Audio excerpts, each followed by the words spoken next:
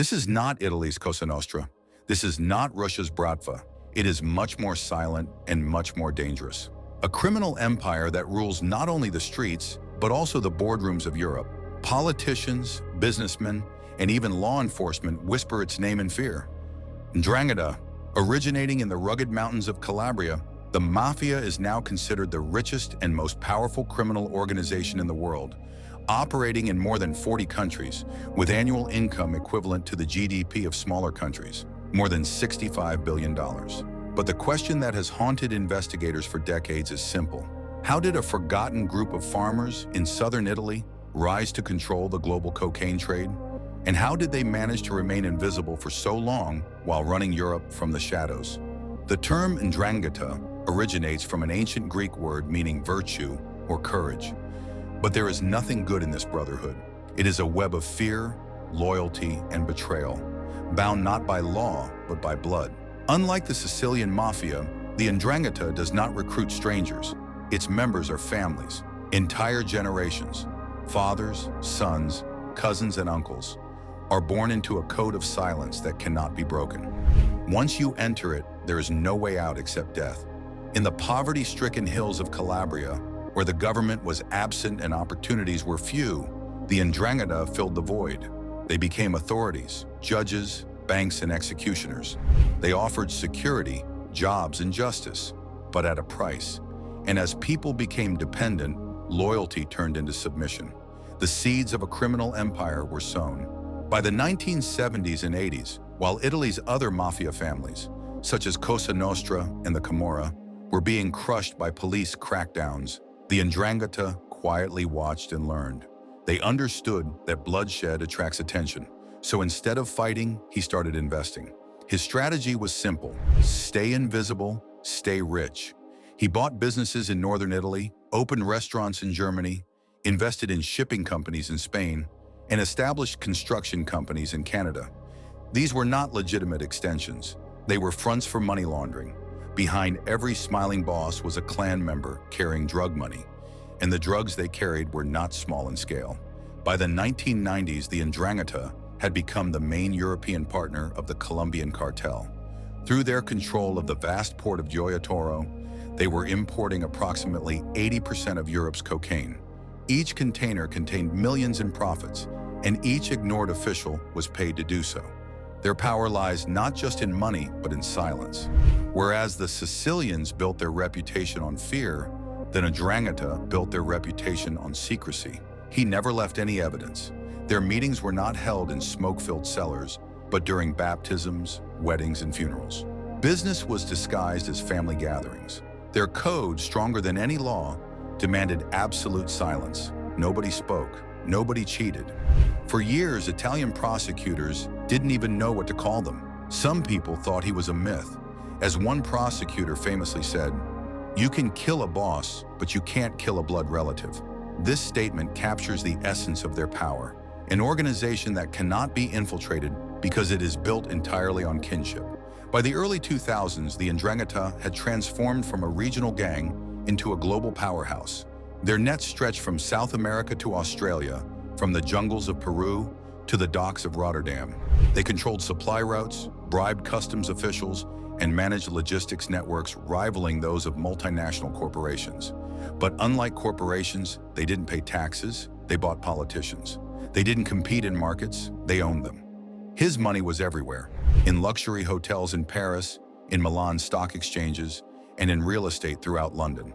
Most of Europe's economy had no idea that it was partly funded by mafia money. As one Europol investigator put it, if you drink coffee in Italy, take a taxi in Spain, or stay in a hotel in Germany, chances are a portion of that money flows back to Calabria. Then in 2007, the illusion of silence was broken. In the German city of Duisburg, 6 people were shot dead outside an Italian restaurant. It was a revenge killing, a bloody message from one ndrangheta clan to another. This massacre shocked Europe. For years, officials had underestimated them, thinking they were confined to Italy. Now dead bodies were falling on foreign soil. Newspapers called it the European awakening of the Mafia, but the truth was even scarier. The ndrangheta was always there. Duisburg was not the beginning, it was the first time the world paid attention to it. Despite their growing empire, internal feuds have always troubled the ndrangheta. Rival families, often tied by blood, attack each other for honor, wealth, or power. The most infamous was the San Luca feud, which lasted decades and claimed dozens of lives throughout Italy and Germany. These wars are not forgotten. They are inherited. Sons avenge their father. Brother takes revenge on brother. Each cycle of vengeance reinforces their code. Loyalty above all, silence until death. Meanwhile, law enforcement agencies struggled to understand the scale of their reach. His financial network was very vast, his corruption very deep. The ndrangheta owned hotels, transport firms, and even renewable energy companies. They used offshore accounts, shell corporations, and cryptocurrency wallets to launder their billions of dollars. Investigators say the group sends money faster than governments can trace it. In some cities, you can eat in an ndrangheta-owned restaurant, drive on a road built by their construction company, and sleep in a hotel funded by their drug empire, all in the same day, without even realizing it. Their power doesn't come from fear, it comes from normality. When crime becomes an everyday business, no one questions it, but every empire eventually falls apart. In 2019, Italy launched a historic operation called ndrangheta. This was the biggest anti-mafia operation in 3 decades.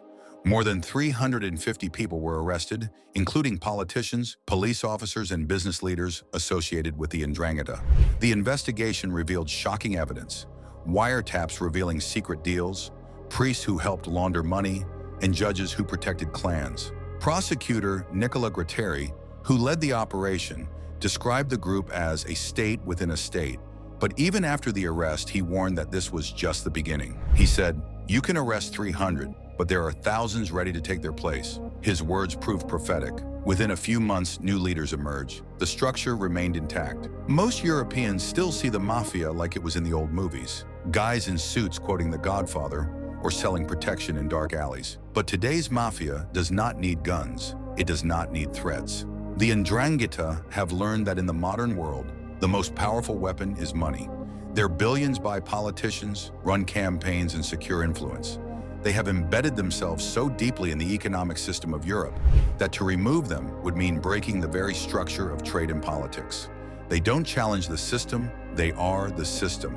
And now, as the world goes digital, the ndrangheta is growing again. They use Bitcoin wallets to transfer cash, encrypted messaging apps to coordinate shipments, and cyber experts to keep an eye on investigators. For every step law enforcement takes, they take 2 steps forward.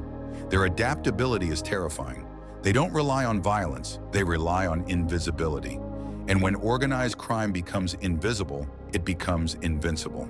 The danger is not just their presence, but also our blindness to it. When corruption wears a suit and smiles politely, no one calls it a crime. Today, the ndrangheta remains Europe's most brutal and most successful mafia. Their influence spans continents, and their empire continues to quietly grow. The Calabrian hills, where it all began, are still ruled by families whose surnames command both fear and respect. They don't want fame. He has no desire for power in public. They want personal control. Every contract signed, every port opened, every politician elected, they are there, in the shadows, pulling the strings. The scary truth is that the ndrangheta no longer needs to shoot anyone. They have already won the war, because in this new world, fear doesn't need pills, it just needs silence. As long as we keep looking the other way, they will keep building their empire, one by one. The Mafia didn't disappear, it just learned to wear ties.